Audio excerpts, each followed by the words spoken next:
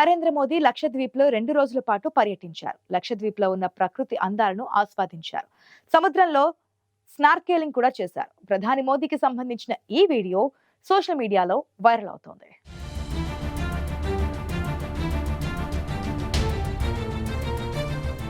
ప్రధాని మోదీ లక్షద్వీప్ పర్యటన వెనుక రహస్య ఎజెండా ఉందా?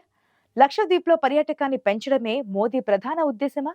అదే సమయంలో మాల్దీవులకు చెక్ పెట్టడానికి మోదీ భావిస్తున్నారా?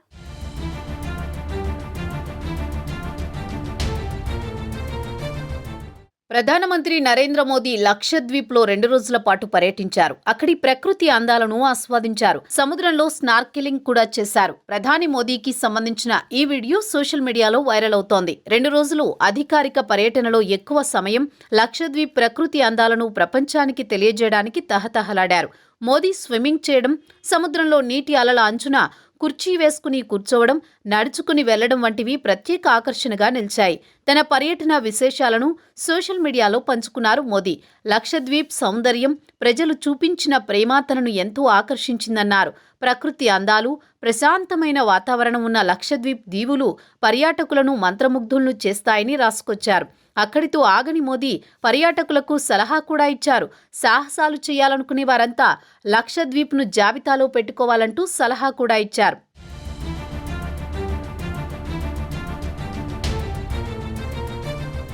లక్షద్వీప్ పర్యటనలో ప్రధాని మోదీ 1150 కోట్లతో వివిధ అభివృద్ధి కార్యక్రమాలను ప్రారంభించారు. లక్షద్వీప్ అభివృద్ధిపై కేంద్ర ప్రభుత్వం దృష్టి పెట్టింది. ముఖ్యంగా మౌలిక వస్తువులు కల్పిస్తోంది. కొత్త ఎయిర్పోర్టులు నిర్మించడం, ఉన్న ఎయిర్పోర్టులను విస్తరించడం, కొత్త పోర్టులు ఏర్పాటు చేయడం లాంటివి చేస్తోంది. లక్షద్వీప్లో టూరిజం రంగాన్ని వీలైనంత ఎక్కువగా అభివృద్ధి చేయాలని లక్ష్యంగా పెట్టుకుంది. విద్య, ఆరోగ్య రంగాల్లో పెద్ద ఎత్తున పెట్టుబడులు పెడుతోంది.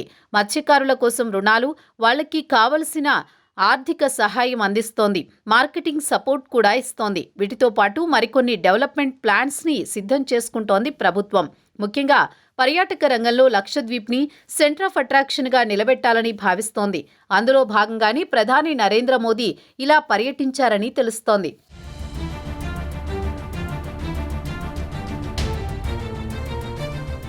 మోదీ లక్షద్వీప్ పర్యటన వెనుక ఎన్నో కారణాలు ఉన్నాయి. అందులో ప్రధానమైనది దేశంలో పర్యాటకాన్ని పెంచడం, మాల్దీవులు పర్యాటక రంగానికి చెక్ పెట్టడం. మాల్దీవుల కంటే మన దేశంలోనూ అందమైన పర్యాటక ప్రాంతాలున్నాయని ప్రపంచానికి చాటి చెప్పడం, అత్యంత సుందరమైన ప్రదేశాల్లో లక్షద్వీప్ కూడా ఉందని తెలియజేయడం వంటివి ప్రధాన కారణాలు. సెలబ్రిటీలు, వ్యాపారవేత్తలు, భారతీయులు ఎక్కువగా ఇటీవల కాలంలో మాల్దీవులు వెళ్తున్నారు. అక్కడ పర్యాటక ప్రాంతాలను సోషల్ మీడియాలో షేర్ చేసుకుంటున్నారు. దీంతో దేశ పర్యాటకులు మాల్దీవులు వెళ్లకుండా ఇండియాలోనే సుందరమైన ప్రాంతాలు ఉన్నాయని, అక్కడ పర్యటించాలని సూచించారు మోదీ. మాల్దీవులు ప్రధాన ఆదాయ వనరు పర్యాటకమే. మన దేశం నుంచి పర్యాటకులు అక్కడికి వెళ్లకుండా చేస్తే ఆ ఆదాయం ఇండియాకు వచ్చే అవకాశం ఉంది. పర్యాటక రంగము డెవలప్ అవుతుంది.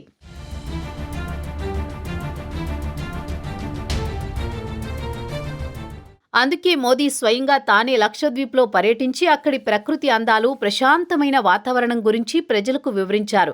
లక్షద్వీప్ పర్యటనకు సంబంధించిన ఫోటోలను మోదీ ఎక్స్లో పోస్ట్ చేశారు.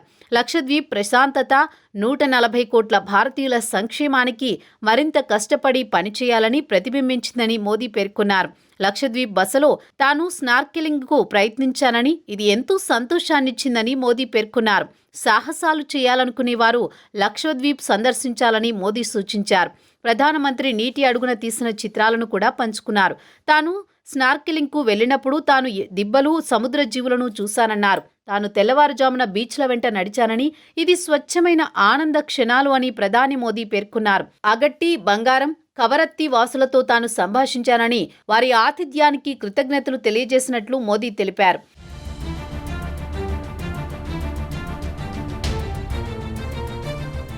ప్రధాని నరేంద్ర మోదీ లక్షద్వీప్ పర్యటన దేశవ్యాప్తంగా హాట్ టాపిక్గా మారింది. సోషల్ మీడియా అంతటా ఇదే చర్చ.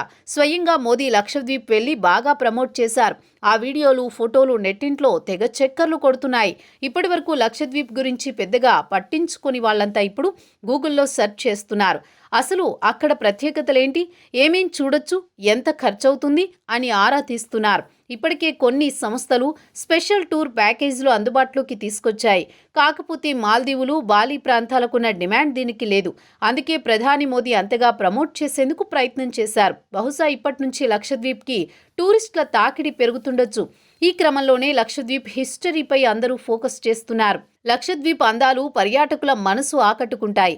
అద్భుతమైన పగడపు దిబ్బలు, శుభ్రమైన బీచ్లు టూరిస్టులకు కొత్త అనుభూతిని ఇస్తాయి.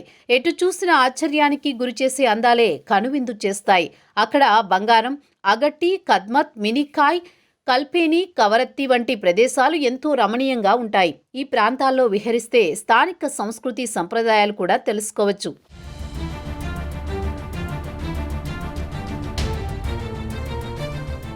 లక్షద్వీప్లో 36 ద్వీపాలు ఉన్నాయి. 1956లో ఈ దీవులన్నీ కేంద్రపాలిత ప్రాంతంగా గుర్తించారు. 1973లో లక్షద్వీప్ అనే పేరు పెట్టారు. ఇక్కడ 36 ద్వీపాలున్నాయి. 10లోనే ప్రజలు నివసిస్తారు. మరో ప్రత్యేకత ఏమిటంటే దేశంలోని అతి చిన్న కేంద్రపాలిత ప్రాంతం లక్షద్వీప్. నిజానికి కేరళ రాష్ట్రానికి లక్షద్వీప్కి చాలా పోలికలుంటాయి. అక్కడ ఎక్కువ మంది మలయాళ భాషే మాట్లాడతారు. పైగా భౌగోళిక పరిస్థితులు చాలా వరకు ఒకేలా ఉంటాయి. కానీ లక్షద్వీప్కి మాత్రమే సొంతమైన కొన్ని ప్రత్యేకతలున్నాయి.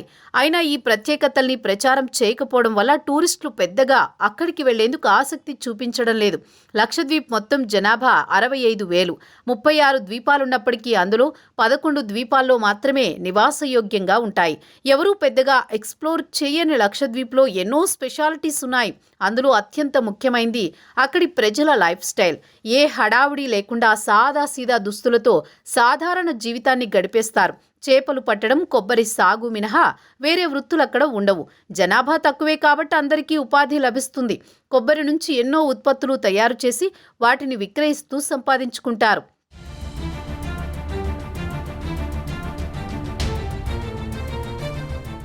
కేరళలో కనిపించే సంస్కృతి సంప్రదాయాలన్నీ లక్షద్వీప్లో కనిపిస్తాయి. ఆహారపు అలవాట్లు, పండుగలు సహా మిగతా అన్ని విషయాల్లోనూ పోలికలు కనిపిస్తాయి. ఇక్కడి ప్రజలు ఎక్కువగా ఇస్లాం మతాన్నే అనుసరిస్తారు. అయితే కొన్ని గిరిజన తెగలకు చెందిన వాళ్ళు ఉన్నారు. కోయా, మల్మిస్, మెలచెరిస్, అమినిదివిస్, మనిక్ ఫన్స్ తెగలకు చెందిన వాళ్ళు ఎక్కువగా ఉంటారు. మొత్తం లక్షద్వీప్ అంతా వీళ్ల సంస్కృతి ఆచారాలే కనిపిస్తాయి. జనాభా లెక్కల ప్రకారం ఇక్కడ దాదాపు 11 భాషలు మాట్లాడతారు. మలయాళం ఎక్కువగా వినిపించినప్పటికీ తమిళం, తెలుగు, కన్నడ, మరాఠీ, ఒరియా, బెంగాలీ భాషలు మాట్లాడే వాళ్ళు ఉన్నారు. అసలు లక్షద్వీప్లో ముందుగా నివాసం ఏర్పాటు చేసుకుంది అమినిదివిస్ తెగవాళ్లే అని చెబుతారు. వీళ్లలో కోయ జాతికి చెందిన వాళ్లకు పెద్ద ఎత్తున భూములున్నాయి. చెప్పాలంటే వాళ్లే ఇక్కడ యజమానులు. వాళ్ల కింద మల్మిస్ తెగకు చెందిన వాళ్ళు పనిచేస్తారు. నిజానికి ఈ వైవిధ్యం ఎన్నో శతాబ్దాలుగా లక్షద్వీప్లో కనిపిస్తూనే ఉంది. ఎంతో ఆహ్లాదకరమైన వాతావరణం, టూరిస్టులకు ఎంతో ప్రత్యేకమైన అనుభూతిని ఇచ్చే అందమైన పర్యాటక ప్రాంతాలు అక్కడికి వెళ్లే వారిని మంత్రముగ్ధులను చేస్తాయి.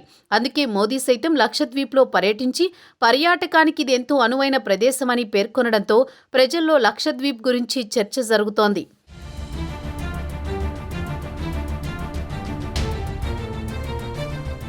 లక్షద్వీప్లో టూరిజం రంగాన్ని వీలైనంత ఎక్కువగా అభివృద్ధి చేయాలని లక్ష్యంగా పెట్టుకుంది కేంద్ర ప్రభుత్వం.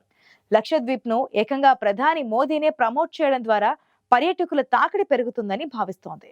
అందుకే లక్షద్వీప్లో పర్యటించిన మోదీ మన దేశంలోనూ అందమైన పర్యాటక ప్రాంతాలు ఉన్నాయని ప్రపంచానికి చాటి చెప్పే ప్రయత్నం చేశారు.